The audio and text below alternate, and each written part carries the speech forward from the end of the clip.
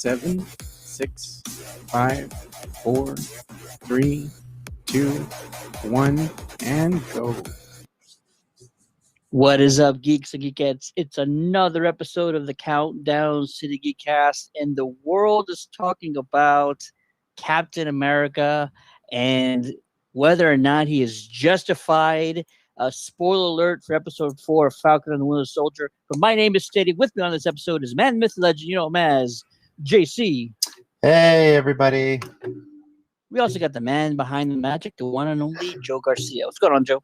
Oh, nothing. Just recovering still from the family vacay in Corpus. Doing a little surf and turf, a little beach fun. I'm still tired, because Dad has to drive, set up everything, put everything in the car. You do. So dads need an extra day of rest when they come home. Facts. Or hey, it's a quick drive. I've been doing that drive a lot in the last. It's a quick drive, but when you're 6 months or so, we've noticed. Trust me. But when you have all the carload of stuff to get down, put back up again, and the family is scarce. Oh man. Well, listen, this is episode number 138, and we got a great show for you. We're going to be talking all about this week's Geeky Weekly Headlines, and we all watched Wrestlemania over the weekend. Y'all did? So we won't get into it. We won't get into it that much, but we do want to talk about some of our favorite moments, some of our favorite matches. That's what the WrestleCast is for, and that's tomorrow. I know. My live show. And there was like 10 hours of WrestleMania. We don't got time for 10 hours of WrestleMania. So yeah, that's right. Yeah, there you go. So we'll talk a little bit about WrestleMania. We also want to hear from you guys. What was your favorite match? What were you most excited to see? Which ending or which match ending kind of disappointed you the most? Because there was a few of those too. But first, we're going to be talking about Falcon and the Winter Soldier, the Marvel Studios Disney Plus series, which just completed its 4th episode. So if you are not caught up through the 4th episode of Falcon and the Winter Soldier, please pause this. Pause this video. Or mute it. Spoil this. Yeah. Like crazy. And I'm going to start off with where we should start off. The ending of episode 4, and we can jump around to and go back into episode 3 if you'd like to, but I think we can spend all of our time just discussing what mindset John Walker is in. Is he justified in his actions? How will this change how he's viewed around the world? We could probably take some guesses on how this is going to affect the rest of the series. But man, just a crazy ending to episode 4. Shocker, honestly, complete shocker. Did not see any of that coming. And gentlemen, I'm gonna reach out to you first. Again, spoiler alert. The end of episode 4, John Walker, who I might call Johnny Walker from this point forward, is battling out with the Flag Smashers. His buddy comes in, saves him from being stabbed by Carly, and Carly actually kills Hoskins, his best friend, unintentionally. Oof, I don't know, man. I think if you're that powerful, if you're that strong, it's either you do or you don't. And Carly unfortunately took out Hoskins. Johnny Walker runs after one of the other Flag Smashers. His name is Nico, actually, chases him down and executes him in the town square using not only the Captain America shield, but the same move that subdued Tony Stark's armor in Civil War when Steve Rogers smashed the shield into the chest plate of one Iron Man. JC, since you're already kind of talking about this, what's your mindset about this whole thing? You say Carly unintentionally took out his friend. Are you sort of feeling sympathetic for Walker? What's your opinion on all this? No, because he secretly stole the serum, took it himself, obviously. There's a reason they heavily vetted why Steve Rogers would be the one to take the serum. It wasn't necessarily about strength and your accolades, your military background. It was about your heart, your attitude. Can you make the right moral decision? Can you keep a cool head? That's why Steve Rogers was chosen. This guy, they took a 3-time Medal of Honor winner in Afghanistan, who self-admittedly earlier in the episode said, "Hey, there's some stuff we did they don't know about, or they'll probably never tell." Right. And yeah, the guy, let me just face it, the guy's a douche. I just had that look on him. This Captain America's a douchebag. I'm sorry. And the fact that he took the serum, I mean, honestly, it came up early in the episode. What's her face asked Sam, if you had the chance to take the serum, would you take it? No hesitation. And when his friend asked Walker, would you take the serum? Or when Walker asked his friend, would you take the serum? He said, hell yeah. No hesitation. That just tells you the level of their characters are. So it's you gotta be smart, because you're not just doing things for yourself. I get it, he's your buddy. But when you're holding that shield and that uniform and the whole world is watching you, when you're signing a random autograph where people recognize you without the outfit on, you represent a lot more than just yourself. And in the age of cell phones, everything goes viral. So you're right about that. Yeah. The biggest thing too, and on the serum, when she accidentally killed his friend, again, she doesn't know her own strength. She doesn't fully know what she's capable of with the serum. She knows she has it. She knows it's a means to an end. But when they start getting a little more militant, where do you draw the line? And that's where you're going to have a problem. So I'm curious. You keep you said it was kind of an accident. Joe, do you feel that Carly killing Walker's friend was an accident, or does hold she on have real quick before I get into that? We got a comment from Adriel Andres Ramos. He's watching us from Facebook, and it was kind of funny. Look what he puts. He goes, "Why wouldn't you shoot up to become a superhero?" He said, "Just kidding, by the way." But I thought that was funny. But getting back to Kylie, or what's her name? Kylie or Carly? Carly. There we go. Like Carly. it's iCarly. Like iCarly. Yeah, but a super soldier version. Okay. There you go. Well, Carly here, she's been preaching to Sam the whole time. Oh, we're just trying to do these things, killing people and casualties because we're just trying to bring about, I guess, change. Help the little guy. We want to go up against these corporate juggernauts and the guys in power. The man that's in power and whatnot. But he's trying to explain to her, going about things a certain way doesn't bring a means to an end. And Sam said it best. Nothing ever good comes out of bloodshed. There's other ways to come to an agreement, to kind of both sides getting to know each other or understanding one another. You can go ahead and make a stand. You can bring about change, but doing it about this way, inciting violence and fear, you're nothing more than a terrorist organization. And I think that's what she's not understanding fully, what she has become and what these flag smashers are. While they want to do things that are good in nature, they have to do things that are not so good by having casualties and killing people in order to bring about this change. And her hitting Hossings, that's part of, I think, an eye-opener for her, because while she thinks she's doing something good, there's always casualties in your actions. And regardless of how she intended things to end, because she was going to kill Captain America, that was their plan. Instead, she killed his friend, which is now going to have ongoing ramifications, not just for the new Captain America, John Walker, or Johnny Walker, like Ted says, but also for Carly as well, because she has innocent blood on her hands now. And it's not just from Hastings, it's from the other people that she's done this to as well. I think this is going to make her reflect. It's going to make her reflect more about her organization and her actions, So, and then she would look really surprised at the way that Walker was acting, because the serum brings about your traits that are already present in the individual, whether they be good or bad, they're coming out. And Walker, that's, the douchiness that he has is coming out in full force.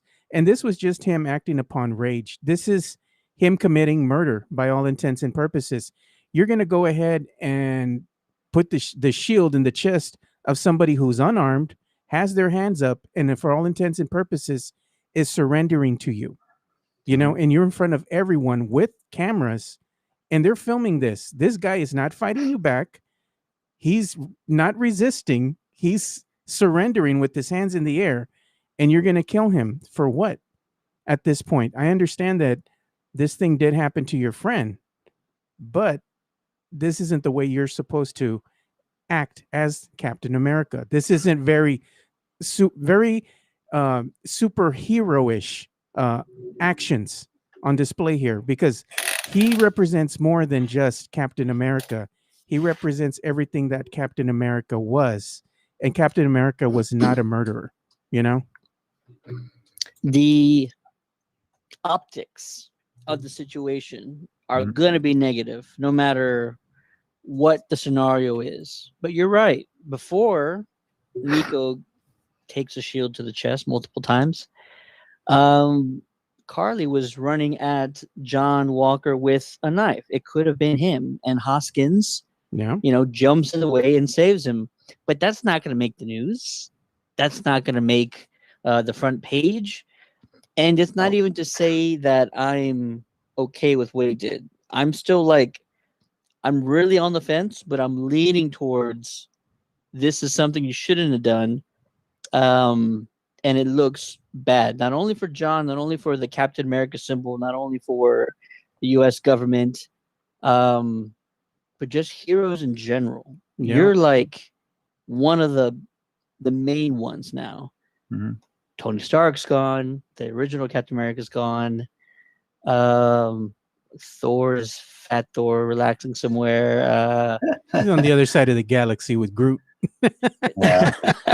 We've lost a lot of heroes, and then there's some who've retired. There's some who are in the shadows, and this guy is now the face of all of the Avengers now, in a way, right? Because he's wearing the mask, he's wearing the symbol, he's carrying the shield. He's representing the armed forces at this point. Yeah. But he's still, you carry that mantle, and it carries a certain weight with it. Yep. And so now everything you do will be known as Captain America did this, Captain America said that. Whether or not us, the general audience, is going to embrace John Walker with open arms, which we're not. No. But in this situation, this world that they're showing us, they're giving to us, John Walker represents heroes. He's supposed to be held to a higher standard. So should he have done it? Definitely not. Is there some gray area? I think maybe a little bit, but it's not going to make it okay. And this ties back all the way to Captain America, the First Avenger. Stanley Tucci, who played the doctor that worked on Steve Rogers, said this will enhance your character, something like that. Mm-hmm. Good to great, bad to worse, something like that. Yeah. And so we know what happened with Steve. They've talked about it on this series in their own fashion. And so now we're seeing that John Walker's kind of leaning towards the dark side here. And it could only get worse, right? He's just taken it. It's just starting to affect him. He's not going to understand or see how it's negatively impacting him. So I feel like it's going to get a whole lot worse. I feel like he might have to go rogue. And because now he's going to be sort of outside the law on this one. Such a crazy ending to a great episode, to be honest, especially when Carly called Sam's sister. I was like, ooh, snap.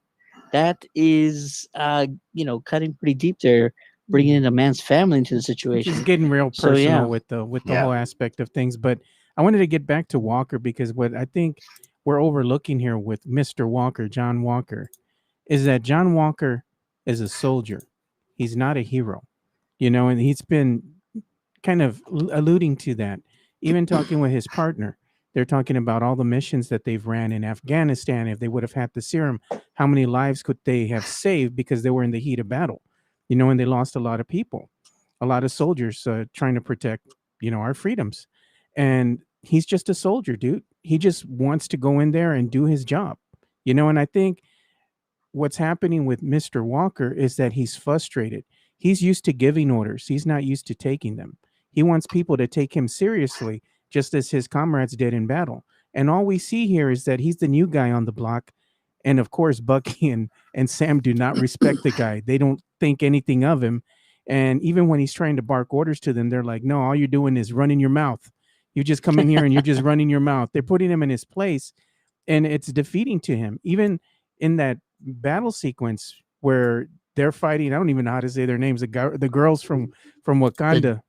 Dora Milaje. Dora Milaje. Nailed it. And they wipe the floor with Johnny Walker, and he says they're not even super soldiers, to show him how far down the totem pole he really is. Even though you think you're a badass, you got your ass handed to you by some girls that are way above your pay grade, as far as combat goes. You are out of your element, Walker. Get out of here. And that's where he was like, man, he just knew at that point he was just outgunned. He was looking for anything he could get his hands on to get an edge, but during all this thing that was going on, this battle sequence and all that, I love Zemo's character, bro. He's an opportunist, man. He's like, they're distracted. He really is. He just gets up, walks in front of everybody, closes the door, and pulls an El Chapo. I like the dude's style, man. He's very graceful about things, the way he does stuff. He's slick, man. He absolutely is. And we saw this coming, right? Oh, yeah. We knew Zemo would eventually find a way escape. to slip away. He has his own agenda. We saw him destroy as many of the serum vials as he could. For a second there, I was like, he might take one just to kind of even the playing field with Bucky and all these other guys. You know what Zemo's trait is? His thing that he has within him that allows him to just be so slippery and just get information from people, as we saw what he was doing with these kids. He knows how to talk to people. He listens to them. That's what it is. Yeah. He knows how to slick. He listens to people. He looks to see what's happening. Like the kids, he just walks up to them, lays down the candy. He just just makes friends with them, asking them questions. The little girl is telling him all he needs to know. He doesn't even have to do anything while, Bucky and Sam are over here trying to go and get some information however they can. Zemo's just, I know how to talk with people. I know people. And because of that, he can basically do whatever he wants. He even told the kids, hey, these are bad guys. Don't trust them. And Zemo, he's like, I hold the cards. Now, he was even holding them hostage with that information and wouldn't divulge everything to them. He's a character, man. You got to respect Zemo. You got to respect Zemo for having no superpowers. The dude outsmarts everyone. I love how he's just like slowly walking back. He first took a sip of his martini or whatever it was while everybody's trying to fight, and he's just just in the corner, not doing anything. Yeah, Zemo's great. Daniel Bruhl is a character. We actually got the Zemo dance cut. Oh, the full extended scene. the extended dance sequence. JC, I want to see you do the dance move. Go. I don't remember what it is. I'm sorry.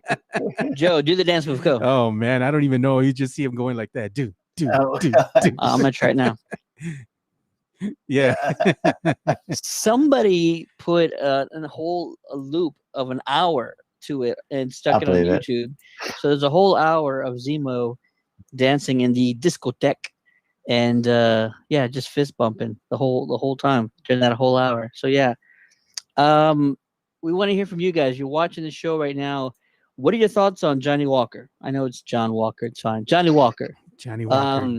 Is he justified in killing Nico? Is this just the serum taking over, or does he have some justification? They tried to kill him. They killed his friend Hoskins, and he went after them and took one out. So if you're watching right now, let us know in the comments below.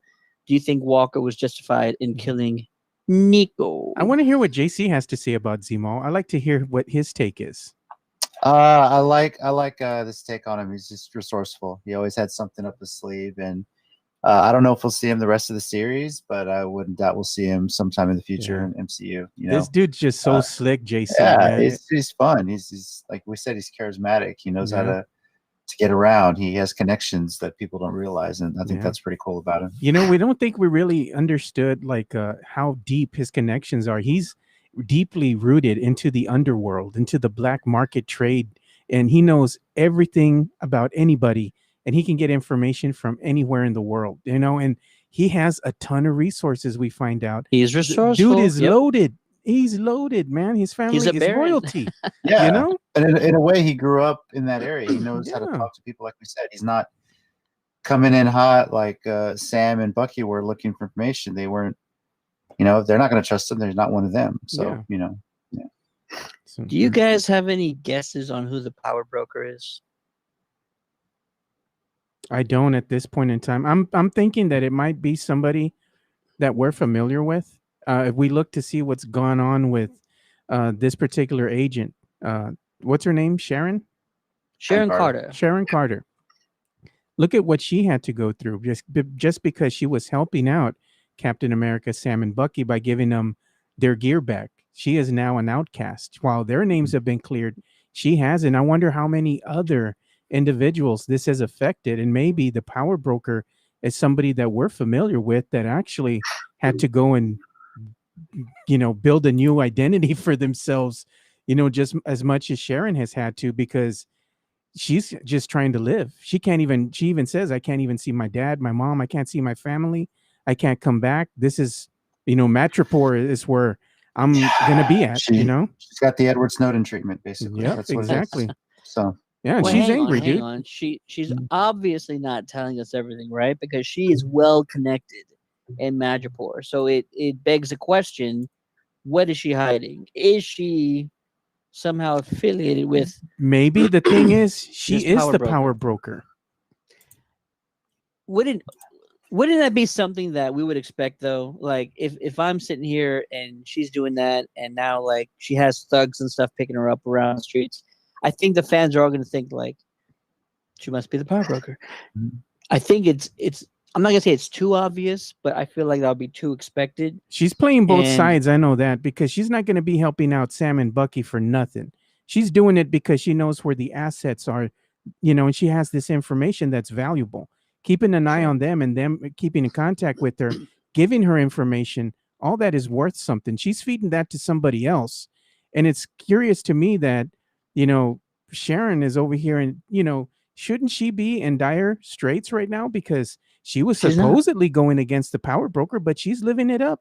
She's not worried about nothing. You're right. She's probably working both sides. If she's not if she's not the power broker, she's right alongside whoever the person is. Yep. So I don't have any like direct guess on who it might be, but if I had to just pick a person or just pick somebody and what their ties are to this universe, it might be somebody in the U.S. government, somebody who's doing like a shadow operation, trying to, you know, control the criminal underworld, using power and money and influence and weapons and all this stuff. Not like it hasn't happened in real life, but if I had to just take a guess, power broker is somebody with ties to the U.S. government or military. They're using their influence to run things over there. I mean, look, a lot of this show is about like how the world has changed since the blip and everybody came back. So it's not out of the realm of possibility that certain governments or certain military factions are going to try and stake their claim when things start getting rebuilt. Right? I know who the power broker is. It's none other than Wolverine. That's what you did there. Do you think it's somebody we've seen before, or do you think it's going to be a whole new character? It might be somebody that we've seen before. Maybe it's a character that's been right in front of our eyes that maybe we saw in one of the Captain America movies or an Endgame, or somebody that's always been there and, you know, kind of had the same fate as Sharon, you know? I would hope. General Ross, maybe? I would hope it's somebody that we've seen. That way, comes around full circle. It could be one of the agents that we've seen on camera, making And an appearance. even if it's not, it's probably like going to be a high-profile actor playing a new character. Probably. But it's possibly going to be somebody recognized. Could be Hugh Jackman. Who knows? You're funny. Yeah. Wolverine Deadpool. confirmed. Yeah, I'm just playing around with JC. Don't poke the bear, Ted, because he's going to blow up on you. It's Deadpool.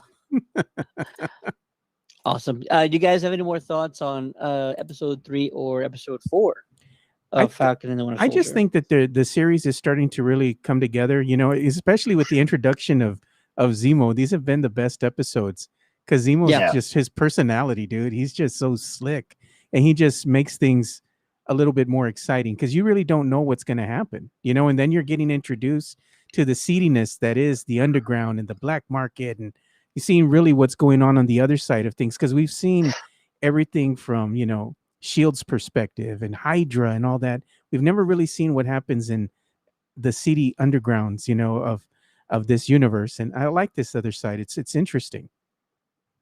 By the way, very smart for Wakanda to have a failsafe on Bucky's arm, by the way. Oh, sure. Pressure points here, falls off. Smart. Like acupuncture. Where's almost. the trust, man? Where's the trust? He's the white wolf. Would you? Sure, we cleared your brain. Just I'm surprised they didn't take his arm, JC. I really thought they were going to take his arm. No, I think that was just a warning. It says, hey, stay in line or we can do this to you. Like, it just shows you we have that option. We made you and we can break you.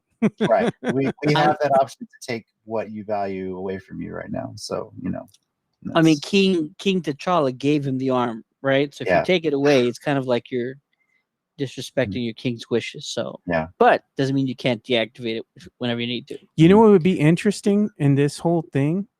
What if somehow we find out that he's passed on?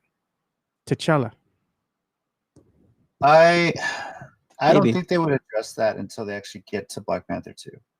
I mean, maybe I'm not saying that I just think that's the most appropriate time to do it, because I think partially is the fact that they were writing and filming this and producing this before Boseman passed, so there was never a plan to do that. So I think they may not address that until the opening or some sort of prelude or prologue to Black Panther 2. But it's interesting to me that dynamic between what's going on with Bucky, because they still know him as the White Wolf, and he knows all the, let's say, all the things that go on with the Wakandan way about going about things, how they communicate, how they leave those little beads and all that, the etiquette, everything. He knows everything there is to be a Wakandan, and he was his happiest, he even says, when he was just there in Wakanda. Being out here in the real world, this isn't his place of zen. I think he desires to go back and just be the White Wolf without any arm and just living a simple life, not having to fight or anything. Yeah. Well, that's partially because when he went back, he figured he'd be there with Steve, and that changed. So Steve was always his friend. So now he's trying to survive without him. Yeah. All right. And again, if you are watching this video and either live or after we've already concluded, let us know what you think about John Walker. Was he justified in killing Nico, and where do things go from here? I don't know if we want to talk about the trailer or not, but let's just say things are going to get pretty heated between Sam, Bucky, and Johnny Walker. So if you haven't seen the trailer, head on over to our Facebook page, go through the timeline until you get to the trailer for episode 5. Should be great. Gonna be awesome. Can't wait. I hope this show just sprints to the finish. And there's rumors. We love rumors. There's going to be a huge cameo in episode 5. I ain't buying that trash no more, man. I'm done with that. Done with it. I think this show is a little bit more level-headed when it comes to rumors, because WandaVision, the rumors could have been anything and fans ran with it. So this one, it's like, if you get a rumor, it's pretty like low-key. And yeah, we'll see what happens. You need a minute there, Ted? You want me to put you on mute? No, dude. These allergies, whatever blew in like yesterday, are killing me. Record high So- oak over the last few Yeah, days. That's bad. what it is. Bad. Yeah. 40,500. I do not like oak. I do Mm. not like it whatsoever. So yeah, it's not only me, but the little one. She's not here right now, but My son too.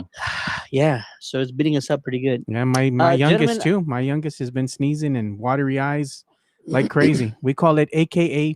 My daughter says he has AKA baby lung. He's 15. Wow. Dang. Okay. Yep. I got to get to something that we're going to talk about before we get to WrestleMania. I know you guys want to talk about that. We're going to end on WrestleMania tonight. But for the weekly geeky updates, a clip from the upcoming Ghostbusters Afterlife film dropped the middle of last week. And we haven't had a chance to really sit down and talk about it. So I'm going to go ahead and bring it up right now. It does in... Oh, what? I had homework. It was like a minute. It came out last week. Really? Do you know what was happening last week for me? I was kind of busy with a lot of stuff. I guess so. I Yeah. guess so. Oh, Paul Rudd. Paul Rudd is in what looks to be a Walmart. He's picking up some Oh, that was commercial. Go ahead. Sorry. Baskin Robbins. No, it's just a clip. Okay. Picking up some Baskin Robbins because they always find out. And little marshmallow Stay Puff marshmallow men start bursting out of the packaging and try to bite him, and then they start just roasting each other and they're wreaking havoc. Gentlemen, please tell me you're enjoying this moment with the mini Stay Puffs. Joe, how about you, man? Oh yeah, I enjoyed it. I thought it was a good nod, to the original Ghostbusters with the beloved Stay Puffed Marshmallow Man, and Yes. the little minis are quite naughty in their own right. They're, even though they're not really big, they can get around, and there was so many of them. They were just doing whatever the heck they wanted, dude. That was funny because you just hear somebody scream in that little clip that you were talking about, and Paul Rudd goes over there and he's checking it out, and he's like, hey, what's up, little guy? He tries to touch him, and the little Stay Puft bites him. He's like, oh, you little son of a. And then they look funny because they were like on a skewer, and I think they were doing s'mores. Yes. And he was pushing Yes. himself through the s'more, the little steak. I was like, oh god, that's hilarious, man. And Hasbro's already announced a line of mini Stay Puffs coming soon to stores. So you don't Just- get to find out which one it is until you actually buy it, open it up, Wow. and see which one. But collect them all. I'm sure they're going to be worth JC's something. gonna have to They buy might a not even bunch. be in the movie. That might have just been a commercial just to sell. No, I those think it items. was I'm just probably saying. a movie, a clip of the movie. JC, if you take the kids to see the movie, they're gonna say, "Dad, I want all these little Stay Puffs." Dad's be like, no, Dad didn't have money for it. Not to be eaten, folks. They're not edible. Just letting you guys know that right now. It's So, very JC, Gremlins moment, by the way. Yeah. So, yes, exactly. Yeah. Big nostalgia feelings coming back, right? Yeah. JC, what else did you think about the clip? it's a nice way to get people talking. Obviously we know a lot more about Ghostbusters Afterlife, we're on the internet, we're doing like that, but just to have that on TV, just for the casual fans to see it, a little thing that have that go around, it's going to get people talking. And I think this is more and more part of their marketing to get it ready for the movie, barring any further delays this November. So, This November. I really hope they move it up. They should just move it up. They should I would move it love to that. October. October, the month of horror. The month of my birthday. why would yes, you whore do it. yourself out in the month of horror? There's going to be a bunch of horror movies whoring themselves out. But that this month. is going to be the main horror movie. This is the one because everybody wants putting to it see. on a 3-day weekend. That's why they put it in. So, it's Ghostbusters. People will watch it. I mean, I'm gonna watch it every day that weekend. You're gonna go in. You can't go into the theater with your Absolutely. photon pack, though, Ted.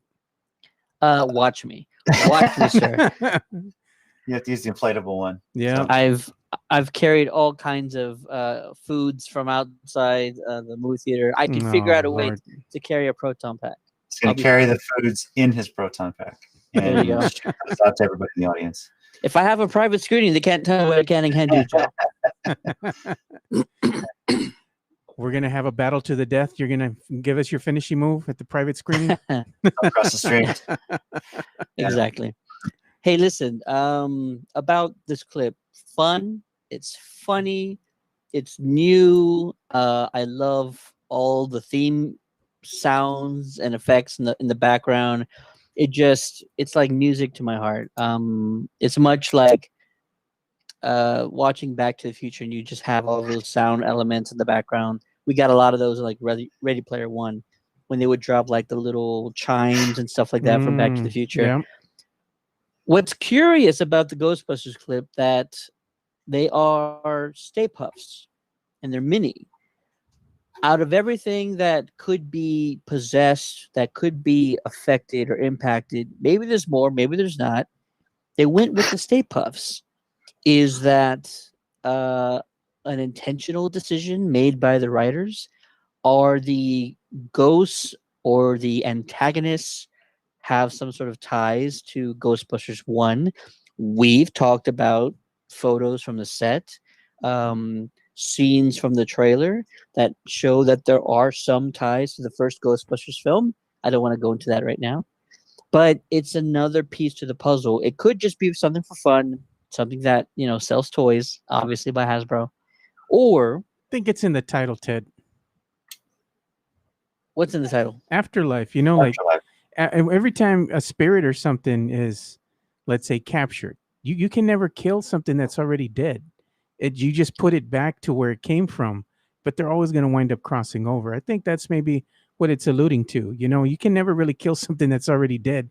It goes to the afterlife, but it could always come back, That's interesting. That's an interesting thought. I feel like those monsters, those ghosts that we saw in the first one, second one, I think that we saw like an ending to those ghosts, those demons, if you will. But it's intriguing. What if they decide to bring some of those things back? That would be they didn't very really kill anything, and I hope, though. They never really did kill anything. Like in the Ghostbusters movies, when you really think about it, they really didn't kill them. They just put them back in their dimension where they came from. They pushed them back, but they didn't really defeat them. Like, oh, we're gonna stake to the heart like a vampire, and you see it turn into dust or something. That never really happened here. Okay, so you're right. 84 film, they closed the only portal or opening that we know of, the only gate for Gozer to cross over in, and there shouldn't be another way. But what if there is? There always is, Ted. What if there is? That's the interesting part, is that you have the worshippers of Gozer, even like from the second movie, right? And it seems like in this Ghostbusters film and Afterlife, you're still having that same cult mentality, the worshippers of Gozer, so maybe they're still hard at work trying to, do something with the occult, and bring whatever maybe have been pushed back to bring it to light again, so we just never know. I'm speculating. I have not read a script. I'm not saying any rumors that are out there. I'm just purely going on insider information. I'm just saying, you heard it here, maybe this is what it alludes to. It'd be really interesting, if they did show up, worshippers of Gozer, and maybe this leads to other films. I mean, that would be a cool foe to have, somebody who is very versed in the occult, just like the Ghostbusters, a formidable foe, I agree, and I think this is another piece of the puzzle. I won't give my hopes up because I want to keep my expectations at a normal level for this movie, and then get surprised like crazy. But it would be interesting, and I would welcome it if they brought back ties to the first film or the second film. I mean, if you go and you bring out a brand new, monster, creature, demon, ghost, whatever, spook. If you bring something new out that we've never heard or seen of before, totally fine. I'm still gonna like it. Muncher, the little blue guy, is kind of like a new mascot that they're working with already. But it would be interesting, and it does get me a little excited that we have all these little pieces, and they might all point towards something bigger. Yeah, exciting. Yep, I agree. JC, any final thoughts on the clip, man? It's just fun. I'm just anxious to see the movie itself. Like I'm at this point where it's like, okay, It's just I'm gonna wait and see approach at this. So, and thankfully, there's a lot of movies coming out in between to kind of hold my time a bit. So, Mortal Kombat is coming up. We had 2 weeks, around 2 weeks. Yep. For Mortal Kombat. Yeah, that's gonna be exciting. Some movies that we're gonna have to wait a little bit longer for, unfortunately. In other news, Snake Eyes has been pushed back to July. Actually, no, got moved up. Snake Eyes has moved up to July 23rd of this year. Top Gun is moved back to November 19th of this year. That is a week after Ghostbusters. That's fine. Mission Impossible 7 is getting pushed back to May 27th of 2022. And Mission Impossible 8 is being pushed back to July 7th, 2023. JC, which one of those are you most disappointed about? Not really disappointed. I'm just not surprised anymore. I think the biggest surprise out of this was really the fact that they already had 2 MI movies slated, and I guess I just didn't realize they're probably filming these back to back. So there's some big major story going on with these next 2 movies. Has me really interested to see where they're going to go from here. Obviously, we've heard the news. This is kind of the first big production post-pandemic, or while the pandemic was going on. And so this is a pretty big undertaking to be doing 2 movies at once, and I'm pretty excited to see that. So there you go. Yeah. Joe, how about you, man? Which one are you most disappointed about? Mission Impossible. Me and my wife really enjoy Mission Impossible. We watch them together. I got her hooked on them. I got her watching them one weekend. She started watching them with me, and then I got her all the way up until the most recent one that just came out. About a year or 2 ago. And we went to the theater and watched it. And she's like, "I can't wait for the next one." And lo and behold, it's gotten delayed. It's been shot back to back. Yeah. I hope the bastards don't touch Benji. As long as y'all don't kill Benji, I'm fine with it, dude. Yeah. Exactly. In other movie news, Black Adam has officially started principal photography. The Flash will start shooting in 2 weeks, and Stephen Amell's first season of Heels has officially wrapped. JC, you're pretty excited, right? Yeah, just knowing that CM Punk's going to be appearing in an episode, and I believe Cody Rhodes also did some filming as well. Glad they finally were able to complete this. I'm interested to see what kind of story they tell and how it relates to wrestling. So there you go. Joe, I feel like this next story is for you. Netflix has announced that a live-action Gundam series is in development, and director Jordan Roberts, who directed Kong Skull Island, is going to be taking over that film. You pretty excited for a live-action Gundam film? Yeah, I am actually. I want to see what they're going to do. It'd be interesting to me to see what happens with it, because I finished watching Pacific Rim Black, and I really enjoyed it, even though it was an animated feature. I thought it would have been better maybe as a live action, but I know that the cost would have been exuberant, to get all that CGI. So if they're going to make a live action Gundam series, it's going to be a big production. It's a really beloved series if you were really into Gundam, and you're going to want to see a faithful adaptation, unlike Avatar, The Last Airbender, the abomination that was the live action movie. I don't ever want anything that I like to be crapped on like that ever again. That was horrible, man. Horrible. So sorry, Joe. Sorry, man. I have high hopes for this series, man. Let's wait and see what happens with it, Yeah, I misspoke again. It's actually a film. So Gundam live action film going straight to Netflix. Okay, well, I can get behind that. I'm actually excited to see that Robotech, the rights to Robotech have actually been ironed out now. There was a big dispute because Robotech was based on 3 different animes, and it was bundled together, and there was another company involved that bought the rights, and it was a big mess. We thought as Robotech fans that it would never get resolved, and lo and behold, it finally did. So they're going to move forward now with bringing more Robotech to North America here and probably everywhere else. So it's a big day if you're a Robotech fan like I have been, so I'm excited about that too. There you go. All right. I actually had not heard about that story. That's pretty awesome. Yeah, it was all over social media. I think what's his name? Apple de la Fuente, he had put it up on Facebook as well. Shout out to Apple. Shout out to Apple. I'm excited for Zack Snyder's Army of the Dead because I'm just a zombie movie buff. And we are getting a new trailer tomorrow. Don't know what time exactly, but we have 2 posters that we just dropped on our timeline. You want to check those out? Head on over to our Facebook page. And the movie comes out May 21st on Netflix. And lastly, Lucy Liu has entered the DC universe. She joins Shazam 2, Fury of the Gods. She will also be a villain alongside Helen Mirren. Lucy is going to play Calypso. That's the second daughter of Atlas and the sister of Hespera, who's being played by Helen Mirren. JC, are you pretty stoked that DC is picking up all these awesome female actors and actresses? Oh, yeah, of course. Lucy Liu, of course, is an amazing actress. So, and I think it's you're seeing a lot of these big name actors and actresses start making the move to comic movies because they see how big these productions are, how much money they can make. So, I love it. She's been a villain before. She's been Kill good Bill, one, man. Kill Bill. Oh yeah, of course. So yeah, Or see her back into the villain role. Yeah. Joe, how about you, man? Pretty stoked to see Lucy Liu as a villain in a DC Comics movie.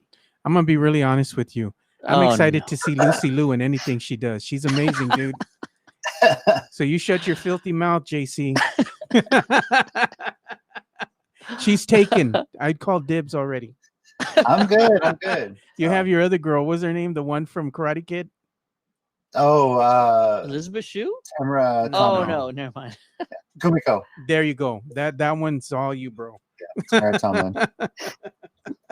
She's Awesome. still beautiful. You can't be double dipping, JC. You gotta leave some for the rest of us. Oh man. That'll do it for the Geeky Weekly updates. Did I miss anything? Go ahead and let us know in the comments below what sort of caught your eye. Also posted a question on our timeline. Which video game upcoming release are you most excited for? We have like huge titles dropping in the next 3 months. Another Resident Evil film, Final Fantasy remake, Ratchet and Clank, a Mass Effect sequel. I know JC's all excited for Pokemon Snap. I'm not a Pokemon guy. No, that's Rob. Oh, my bad. It's All Rob. right. Maybe it was Rob. Yeah. You know, Rob is so rough around the edges, dude. I can't even imagine him playing a cutesy game like Pokemon, dude. Yeah, that's definitely Rob, not me. Wow. So, There you go. Learn something new every day. Got nothing but love for you, Rob. And now let's get to the final topic of today. WrestleMania 37, which was long. Wasn't sure if it was going to happen because there was weather delays on both nights. But I want to hear from you, gentlemen. First night. Well, we expected one the second night, so I guess you're right. I got lucky. Yeah. But I want to hear from you, gentlemen. JC, you first. Which match stole the weekend? Oh, Sasha and Bianca Belair, hands down. Good answer. Historic for so many reasons. First time 2 women of color going one-on-one and main eventing a night of WrestleMania.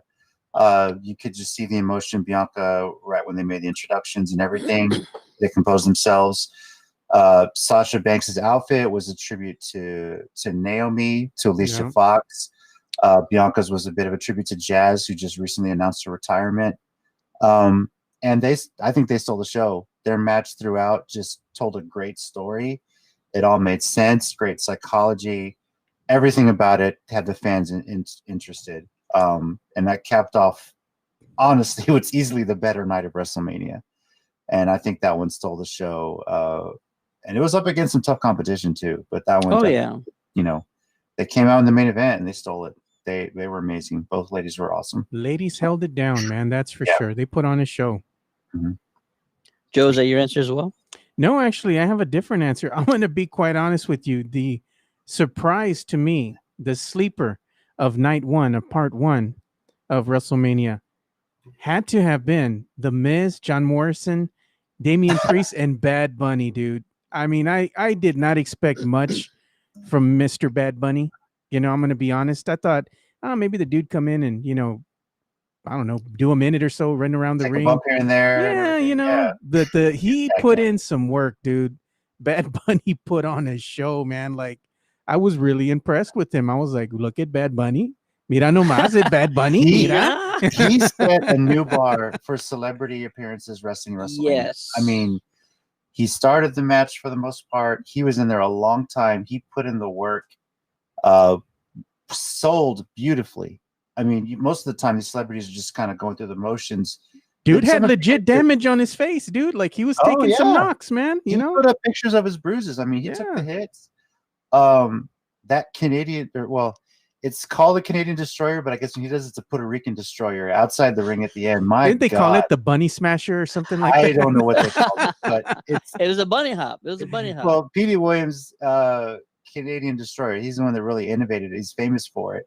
And it was up there on our bracket challenge. I forget where it finished, but he did it pretty good. And to be fair, most of it is the opponent taking it because they got to do the backflip, but they still got to trust you to not drill your head into the mat. So, I mean, he was awesome. I mean, he was flying off the ropes, JC. Like, dude, the dude he did that at the Rumble. That didn't surprise me. He did that at the Rumble, but I was impressed. Like, Bad Bunny's got some athletic ability in him, dude.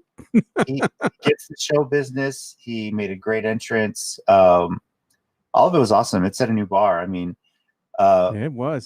I thought Ronda Rousey's debut appearance at WrestleMania years ago was really good, and this one just broke that. I was like, wow, this is amazing. To me, it was hilarious. I was laughing my butt off when I saw the little bunnies hopping into the ring. The Miz and Morrison. I'm like, these guys are such fools. I mean, you would expect something outrageous from them.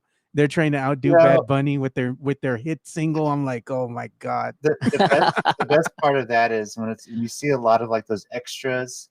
Usually, it's independent talent locally or NXT or developmental guys just put in a suit. And we're thinking, okay, what indie guys are in those outfits, So it's pretty funny. They were getting tired, dude. That's a lot to put on, and you're having to do cardio. So you're jumping from the entrance all the way to the ring, and then when they're in the ring, they kept jumping and jumping. I felt so bad for these guys. I'm like, I know they're dying in those suits. I was waiting for one of them. Slick ramp as well. Like we already saw. Mandy Rose. Mandy Rose. Yeah. We saw Mandy Rose fall going down the ramp earlier in the night.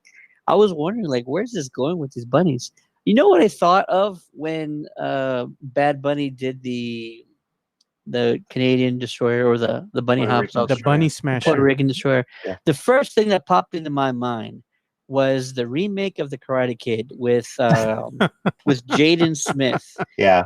And that final move that he pulled in the tournament was like out of nowhere and kind of like, oh, come on. We got to do something so ridiculous like that. That was the first thing I thought of when he pulled that move. Like, Bad Bunny, what are you doing, man? Mm-hmm. Like, oh, man, it was crazy. El Conejo Malo.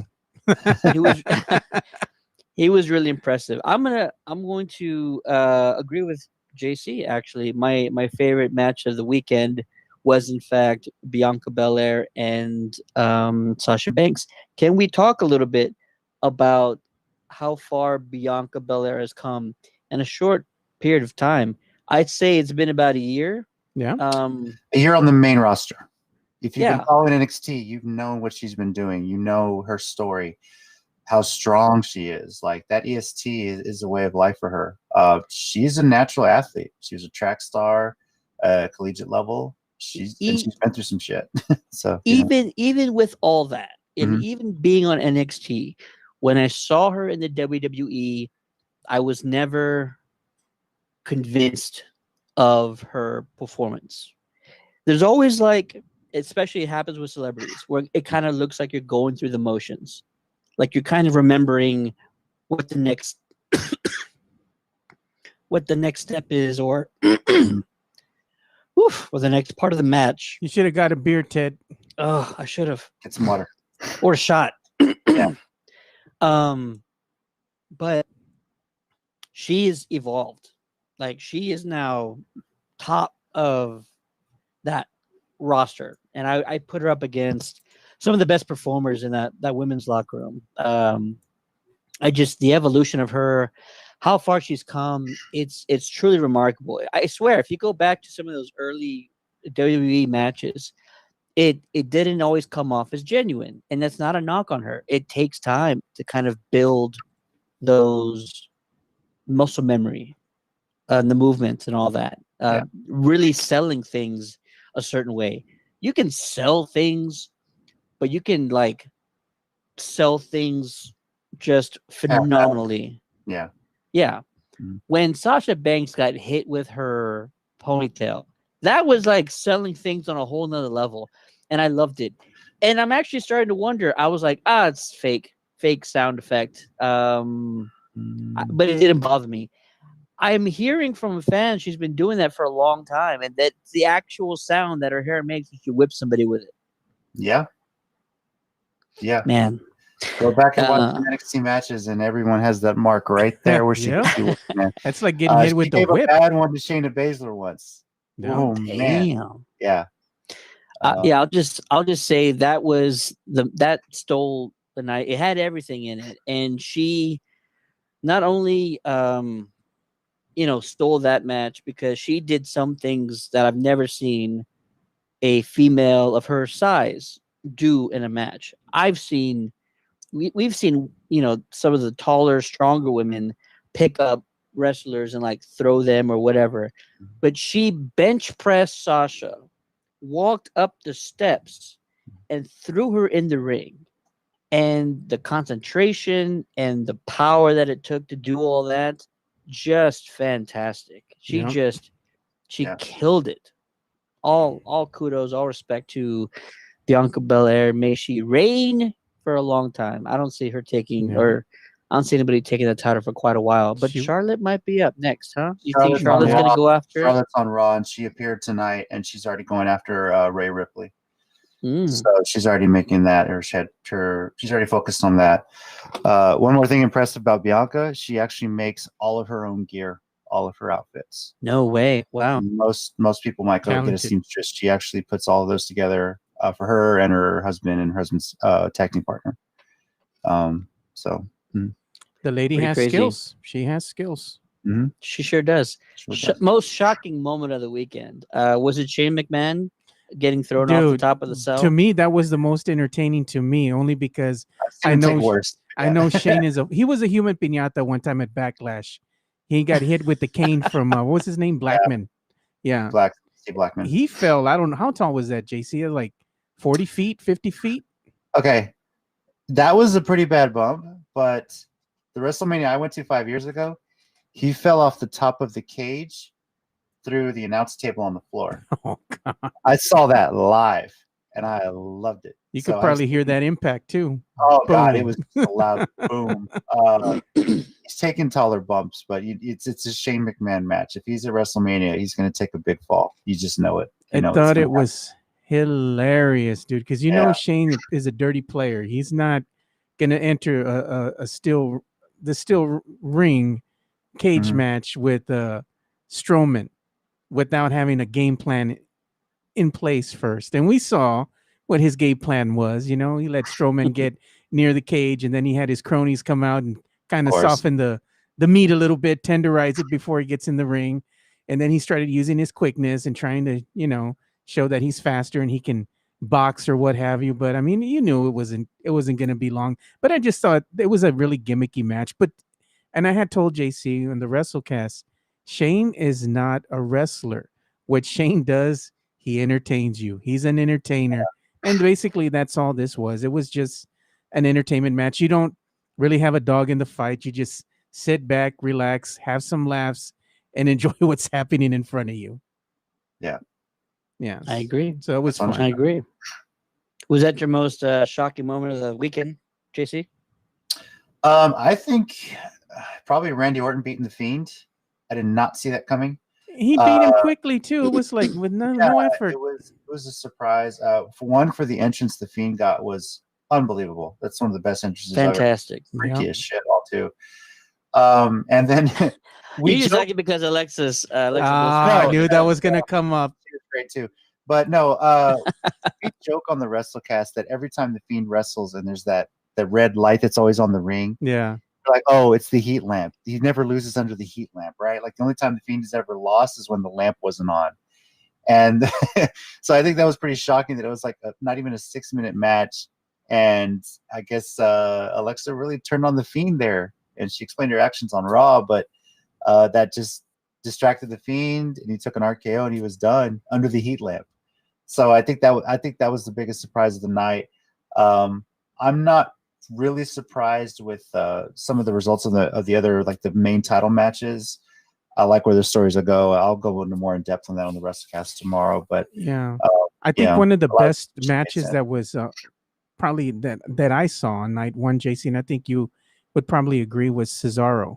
He was due, man, and to me, I was really happy for him. I couldn't have been happier for him, man. He better be wrestling for the title a year from now. Yeah, that's all I'm gonna say. He better be winning the Rumble, and he better be winning the title. He's long paid his dues. Yeah. And he's a great tactical wrestler. Like the guy is just on it, man. Yeah. So we all want to see that happen. Yeah, and I liked how many turns did he get this time? 23. 23. Yeah. New record, right? I think at least on on Rollins, at least. Yeah. It was fun though, because he tried so hard to not get tossed around again, and he still got it, and he just put his hands behind his head, and he was just going along for the ride. And it was fun to hear the crowd getting into it. 1, 2, 3. I think that was the biggest thing that you could see with all these wrestlers, that they really stepped up, was the fact that they were in front of fans again. Yeah. I could tell they missed the energy off of live fans, live reactions, whether or not the weather being what it was, good weather or bad weather. I think they really just loved having fans back. And that was really special for all of them. So unfortunately, we may not see fans in ringside again in WWE until SummerSlam.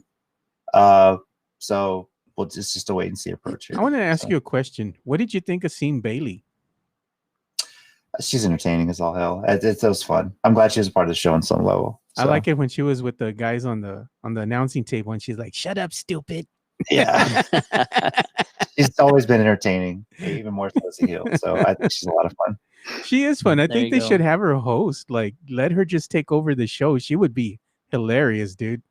I hope that's not a thing they're gonna be doing with her for a while. That the whole like geeky, nerdy businesswoman type thing. She's funny though, man. It evolves. Yeah.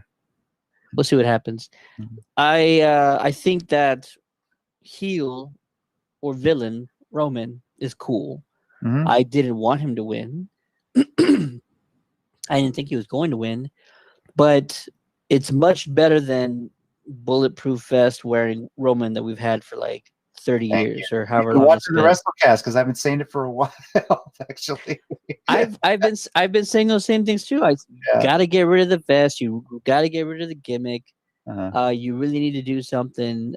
And I don't remember the last time I talked about Roman on the WrestleCast, but I said pretty much the same thing. Like, go be a bad guy, man. Like, the good guy thing isn't working for you. He's been a lot better since he's been with Heyman, man. I gotta say, his character really has evolved and come out. Heel Roman we wanted for a while, and this was the first time you got to see it in front of fans, and it just didn't disappoint. So for him to be pinning both Edge and Daniel Bryan, who for both of them that is probably their last WrestleMania. Edge was looking rough. I ain't gonna lie, bro. He was looking rough. Hey, here's a remarkable. I thought he looked great. The remarkable thing about Edge and Daniel Bryan, their career, they were told their careers were done years ago. Oh yeah, not have been back. So neck surgery, backs. I mean, to see them both in the main event and put on a hell of a show was awesome. For Roman to take them out, great storyline, and for him to finally get the heat from the fans. And for it to be what he needs, for him to actually be hated by the fans with his character, not just hating him because he's been shoved in our throats like John Cena was for so many years. I think that was really awesome. And it did a lot more for his character, having him win like that and get booed the way he was. I want to see a heel turn for John Cena, man. Never going to happen now. They should. That would be epic. If he ever turned heel, I think he would enjoy it, and we would find it very fascinating. As fans. He said in an interview there was plans to do it. They had the music, they had the thing. They were going to pull the trigger, and they backed out at the end. But they had you would destroy the imagination of kids everywhere. Joe, do you remember how bad it was when Hogan turned villain? Like it would be 10 times as bad as that. It would be great. I would love it. Like, look what he's gonna do with the DCEU and Suicide Squad. The douchey Captain America. Bring that persona, to WWE. Okay, well, here's the thing: who's a douchier Captain America, the Peacemaker or Johnny Walker? That's the big question. Oh, right? I would have to say Peacemaker, man. We'll see. He's put in, let's say, superhero prison for a reason. he would do some bad things to Mr. Walker. Let's put it like that. They might find him in pieces somewhere. I'm excited for Peacemaker, though. It looks funny. Yeah, his character looks hilarious. And if you get a whole series of that, it's going to be awesome. Can't wait. One of the other matches that I kind of found not so entertaining, JC, I'm going to be honest with you, man. Riddle and Sheamus, dude. That was okay. It was all right. It just... Oh, Riddle and Sheamus? Yeah. Yeah. It was all right. It was like, it was a match. To me, it didn't really do anything. The women, they underperformed and they botched a whole bunch of moves. And they looked like they were getting tired, dude. Another one too was the women's tag team championship with Nia Jax and Baszler and Natalia. And oh man, I just wanted something a little bit more. It had its moments, but I mean, I said on the WrestleCast, I think whoever was winning that turmoil wasn't beating Nia Jax and Shayna. They're gonna keep this going. Yeah. Take it off later. So. Yeah. So I was like, there was some, I think like I said, the better of the two had to be part one, on Saturday night that just delivered, I enjoyed it a lot more than I did Sunday's, part two of WrestleMania. Yeah. Same for me. And I completely agree. And we want to hear from you guys for watching this video. Let us know who stole the weekend. What was your favorite match of WrestleMania 37, and what was the most shocking moment? Let us know in the comments below, or you can always send us a message on Facebook by clicking the send message button, or send us an email on the contact page of our website at www.countdowncitygeekcast.com. Our Falcon and Winter Soldier discussion will continue next Monday with episode 5, and coming up soon, our review of Mortal Kombat, the long-awaited Mortal Kombat reboot that's going to blow the minds of MK fans everywhere. I've been talking about this movie for years, and I just have a feeling like it's going to just not let anybody down. It's going to surpass everybody's wildest expectations. I'm willing to die on that hill. I'm willing to go all in. I'm willing to put everything on the line and say that Mortal Kombat is going to be incredible, and I can't wait to get back with you guys and review it. It better be, because I'm going to be watching the film with you, at the theater, and you're going to hear me say something if it sucks, Ted. You're going to hear me yelling and screaming, "Finish her!" while I'm in the theater, so I apologize in advance, Joe. It better be good. All the obscenities are going to be screaming out. It better be good, or I'm going to do a finishing move on Jericho. I might want to see that. There you go. Shout out to Jericho. Yeah, Jericho. That'll do it for this episode of the Countdown to the Geekcast. My name is Steady. With me on this episode is Man, the Myth, the Legend, the guy who's going to be talking about WrestleMania tomorrow. He is JC. Yes, thank you everybody for watching and listening. We'll be live tomorrow to recap NXT TakeOver Stand and Deliver and WrestleMania 37. Join us on the Countdown to the Geeks YouTube channel and live chat with us. We also got the man behind the magic, the one and only Joe Garcia. Hey, once again, thanks everybody for listening and supporting us. We appreciate every single one of you guys. And also make sure that you subscribe and, you go and follow us on social media so you can be up to date with all the good things that we have coming up, because I know as the year unfolds, more and more events are going to be taking place, and we might have some surprises for you guys. So make sure you're following us on social media. There you go. Appreciate it, guys. Have a good night. We'll see you next week. See ya.